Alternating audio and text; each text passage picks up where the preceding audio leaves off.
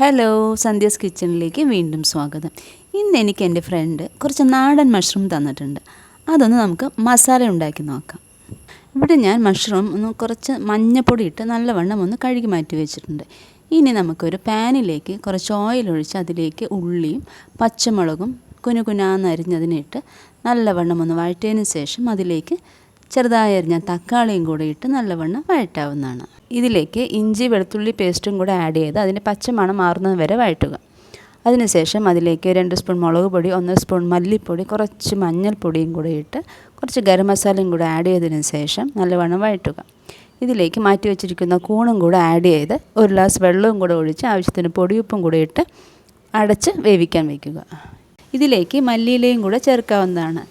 ഇതിൻ്റെ വെള്ളമെല്ലാം ഒന്ന് വറ്റിയതിന് ശേഷം നമുക്കിതിനൊരു പാത്രത്തിലേക്ക് മാറ്റാവുന്നതാണ്.